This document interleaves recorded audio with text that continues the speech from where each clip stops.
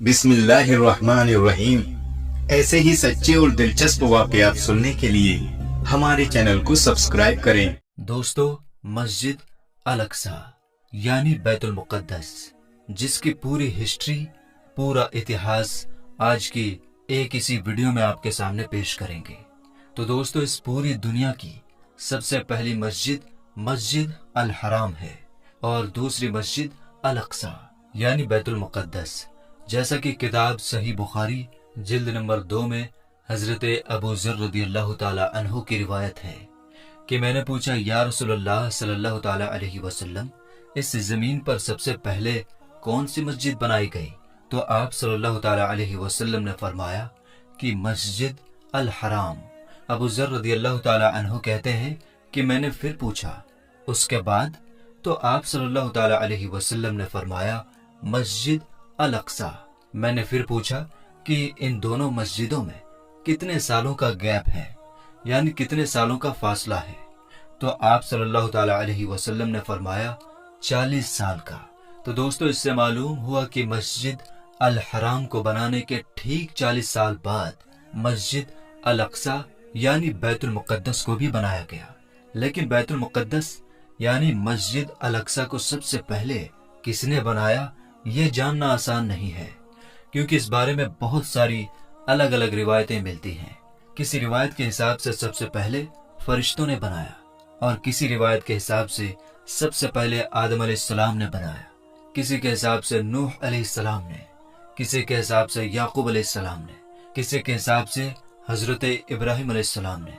اور کسی کے حساب سے حضرت اسماعیل علیہ السلام نے، اور اس طرح کی بہت ساری روایتیں ملتی ہیں۔ اب سب سے پہلے بنانے کی صحیح روایت کون سی ہے، یہ اللہ اور اس کے رسول ہی بہتر جانتے ہیں۔ خیر دوستو، ہم بات کریں گے حضرت سلیمان علیہ السلام کے بنانے کے بارے میں، کہ حضرت سلیمان علیہ السلام نے اس کو کس طرح جناتوں سے بنوایا تھا۔ لیکن یہ جاننے سے پہلے آپ کو یروشلم یعنی بیت المقدس شہر کے بارے میں جاننا ہوگا۔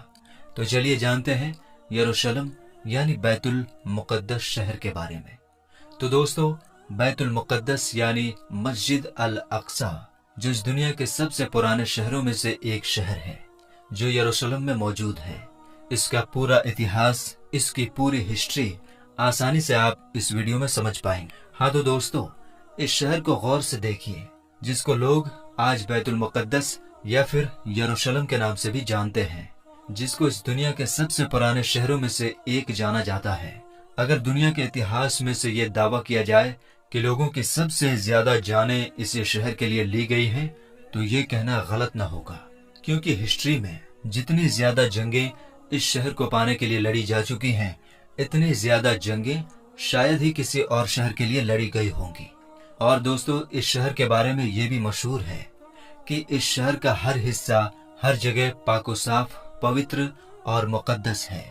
اور اس شہر کو اس دنیا کے تینوں ہی ابراہیمی دھرموں کے لوگ، جیسے کہ یہودی، عیسائی اور مسلمان بھی حد سے زیادہ مقدس یعنی پوتر مانتے ہیں۔ اور دوستو، یہودی دھرم کے حساب سے ہماری دنیا کی شروعات اسی شہر سے ہوئی تھی، یہاں تک کہ حضرت اسماعیل علیہ السلام کو ان کے والد حضرت ابراہیم علیہ السلام نے قربان کرنے کی تیاری بھی اسی شہر سے شروع کی تھی۔ اور اسی شہر میں وہ دیوار بھی موجود ہے جس کو یہودی لوگ سب سے زیادہ پوتر مانتے ہیں۔ یہ وہی دیوار ہے جو ویسٹرن وال یا دیوار گریا کے نام سے بھی مشہور ہے۔ یہ دیوار اسی ہیکل سلیمانی کا بچا ہوا حصہ ہے کہ جس کو حضرت سلیمان علیہ السلام نے ہزاروں سال پہلے جناتوں سے بنوایا تھا، جس کی پوری ڈیٹیل ہم آگے آپ کو بتائیں گے۔ اور اگر عیسائیوں کی بات کریں تو ان کا یہ ماننا ہے کہ اسی شہر میں حضرت عیسیٰ علیہ السلام کی پیدائش بھی ہوئی تھی، اور ان کو سولی پر بھی اسی شہر میں چڑھایا گیا تھا۔ اور عیسائیوں کا سب سے خاص چرچ بھی یہی موجود ہے۔ اور دوستو، اگر مسلمانوں کی بات کی جائے تو الاقصی نام کی وہ مسجد، جس کو اسلام دھرم میں تیسری سب سے پوتر جگہ مانا جاتا ہے، یعنی مکہ مدینہ کے بعد مسلمان اگر سب سے زیادہ اہمیت کسی جگہ کو دیتے ہیں تو وہ یہی جگہ ہے۔ اس کے علاوہ مسلمانوں کے لیے یہ شہر سب سے پہلا قبلہ ہے، کیونکہ کعبے سے پہلے مسلمان اسی شہر کی طرف منہ کر کے نماز پڑھا کرتے تھے۔ मुसलमानों के हिसाब से जब आखिरी पैगंबर यानी हजरत मोहम्मद सल्लल्लाहु ताला अलैहि वसल्लम जब मिराज के सफर पर गए थे तो इसी शहर के मस्जिद अल अक्सा के अंदर पैगंबर हजरत मोहम्मद मुस्तफ़ा सल्लल्लाहु ताला अलैहि वसल्लम के पीछे सभी नबियों ने नमाज पढ़ी थी। और हजरत सुलेमान अलैहिस्सलाम, हजरत दाऊद अलैहिस्सलाम के साथ साथ बहुत सारे नबियों और बुजुर्गों की कब्रें भी यहाँ पर मौजूद हैं, जिससे इस शहर का मर्तबा, इस शहर की वैल्यू और भी ज्यादा बढ़ जाती है। शायद इसी वजह से इस शहर को पाने के लिए बीते इतिहास में मुसलमान और ईसाइयों के बीच जंगें होती रहती थीं, और इनकी ये जंगें सिर्फ 15 या 20 साल तक ही नहीं चली, बल्कि कई सालों तक चलती आई। और आज के जमाने में भी इस शहर को पाने के लिए ये जंग हो रही है। लेकिन फर्क सिर्फ इतना है कि अभी के इस जमाने में इस शहर के लिए मुसलमानों से जंग करने वाले ईसाई नहीं बल्कि यहूदी लोग हैं। खैर दोस्तों, अब जानते हैं इस शहर के इतिहास के बारे में कि आखिर इस शहर की शुरुआत कैसे हुई और आज के जमाने में यह शहर जिस हालत में है, इस हालत में इसको किसने पहुंचाया। दरअसल दोस्तों, जानकारों की माने तो ये बात पूरी तरह से क्लियर हो चुकी है कि आज से लगभग 7000 साल पहले भी इस शहर में इंसान आबाद थे, जिसकी वजह से शहर को अब दुनिया के सबसे पुराने शहरों में से एक शहर माना जाता है। दर्ज की गई हिस्ट्री के हिसाब से देखा जाए तो इस शहर को सबसे पहले हजरत दाऊद अलैहिस्सलाम ने हासिल किया था। वही दाऊद अलैहिस्सलाम जिनको यहूदी और ईसाई धर्म के लोग डेविड कहते हैं। दाऊद अलैहिस्सलाम ने इस शहर को हासिल करने के बाद इसको अपनी सल्तनत की राजधानी बनाया था। हजरत दाऊद अलैहिस्सलाम ने इस इलाके पर लगभग 33 साल तक राज किया था। उनके बाद उनकी यह हुकूमत उनके बेटे यानी हजरत सुलेमान अलैहिस्सलाम के पास चली गई थी। वही सुलेमान अलैहिस्सलाम जिनको यूरोप में सोलोमन के नाम से भी जाना जाता है। सुलेमान अलैहिस्सलाम ने ही उस हैकल सुलेमानी नाम की मशहूर बिल्डिंग को भी जिन्नातों से बनवाया था, जिसके अंदर ताबूत सकीना को रखा गया था। ताबूत सकीना एक ऐसा संदूक यानी एक ऐसा बक्सा हुआ करता था जो हद से ज्यादा खास हुआ करता था। इस संदूक के अंदर पुराने गुजरे हुए बहुत सारे मशहूर नबियों के तबरुकात हुआ करते थे, जैसे कि हजरत सुलेमान अलैहिस्सलाम की लाठी, हजरत हारून अलैहिस्सलाम का अमामा, हजरत सुलेमान अलैहिस्सलाम की अंगूठी, हजरत मूसा अलैहिस्सलाम की लाठी और इसके अलावा भी बहुत सारी चीजें हैं। खैर, हजरत सुलेमान अलैहिस्सलाम के इंतकाल फरमाने के कई साल बाद यहूदियों की सबसे बड़ी बर्बादी उस वक्त शुरू हुई जब हजरत ईसा अलैहिस्सलाम से लगभग 600 साल पहले बाबुल के रहने वाले एक जालिम बादशाह जिसका नाम बख्त नसर था, उसकी यहूदियों से बहुत ही सख्त दुश्मनी थी। बस इसी दुश्मनी के चलते उसने इन लोगों पर यरूशलेम शहर में ऐसा हमला किया कि इस शहर को पूरी तरह से तबाह बर्बाद कर दिया और मशहूर हैकल सुलेमानी जिसको हजरत सुलेमान अलैहिस्सलाम ने जिन्नातों से बनवाया था, उसको भी पूरी तरह से गिरा दिया।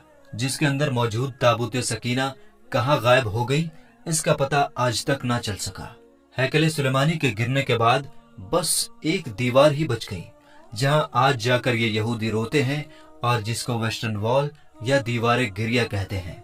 खैर दोस्तों, इस हमले के बाद जब हजारों यहूदी मारे गए तो इससे कहीं ज्यादा यहूदियों को उस बादशाह ने गुलाम भी बनाया और गुलाम बनाकर अपने साथ अपने इलाके यानी बाबुल लेकर चला गया। और उसके कुछ सालों के बाद ही यानी 539 ईसा पूर्व में ही साइरस द ग्रेट नाम के एक यूनानी रहमदिल बादशाह ने उस शहर बाबुल पर ही हमला कर दिया, जिस बाबुल शहर के बादशाह ने यहूदियों को तबाह बर्बाद किया था और गुलाम भी बनाया था। खैर, साइरस द ग्रेट ने बाबुल शहर को हासिल भी किया और उन यहूदियों को जिनको जालिम बादशाह बख्त नसर ने गुलाम बनाया था, उन सभी गुलाम यहूदियों को भी आजाद कराया और उनको अपने वतन जाने की भी इजाजत दे दी। ये लोग न सिर्फ अपने वतन वापस आए बल्कि इन्होंने साइरस द ग्रेट की मदद से उस मशहूर इमारत हैकल सुलेमानी को फिर से बनवा लिया।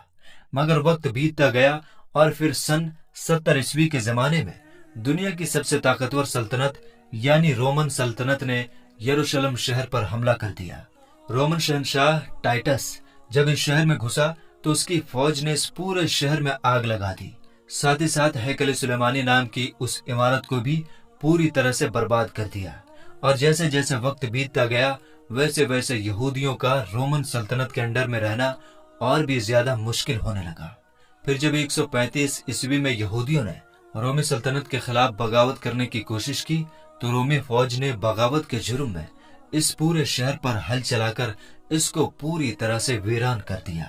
شہر میں رہنے والے ایک ایک یہودی کو بازار میں لے جا کر غلام بنا کر بیچ دیا۔ اتنا ہی نہیں، رومی لوگوں کو یہودیوں سے اتنی زیادہ نفرت تھی کہ جس کی وجہ سے رومی لوگوں نے یہودیوں کی اس خاص جگہ جہاں ہیکل سلیمانی ہوا کرتی تھی وہاں کوڑا اور گندگی ڈالنا شروع کر دی، اور یہ مشہور شہر صرف 100 یا 200 سالوں تک ہی نہیں بلکہ کئی صدیوں تک ویران رہی۔ اور پھر آخرکار 638 عیسوی میں مسلمانوں کے دوسرے خلیفہ یعنی حضرت عمر نے اس شہر کو رومن سلطنت سے جیت لیا تھا۔ اس کے بعد لگاتار ایک لمبے وقت تک یہ شہر مسلمانوں کے ہی انڈر میں رہا، مگر شروع سے ہی عیسائی فوجیں بھی اس شہر کو پانے کی کوششیں کرتی تھیں۔ لاکھ کوششوں کے باوجود بھی عیسائی فوجیں مسلمانوں سے اس کو دوبارہ حاصل نہیں کر پائی تھی، مگر پھر بعد میں جب مسلمانوں کی اندرونی لڑائیوں کی وجہ سے ہی مسلمانوں کی خلافت یعنی خلافت عباسیہ کمزور پڑ گئی تو 1099 میں ہی عیسائی فوج یروشلم شہر کو ایک بار پھر سے حاصل کرنے میں کامیاب ہو گئی تھی۔ مگر اس شہر کو ابھی عیسائیوں کے ہاتھ لگے ہوئے کچھ ہی سال گزر پائے تھے کہ مسلم دنیا میں ایک نیا نام ابھر کر آ گیا تھا،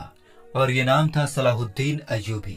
وہی صلاح الدین ایوبی جس نے بچپن سے ہی اس بات کی قسم کھا رکھی تھی کہ وہ ہر حال میں عیسائیوں سے اس شہر کو دوبارہ حاصل کر کے رہے گا۔ یہی وجہ ہے کہ صلاح الدین ایوبی نے شروع سے ہی اس شہر کو حاصل کرنے کی کوشش شروع کر دی تھی، اور آخرکار 1187 میں یعنی 100 سال پہلے ہی ایک بار پھر سے یہ شہر مسلمانوں کے انڈر آ گیا تھا، یعنی صلاح الدین ایوبی نے اس شہر کو فتح کر لیا تھا۔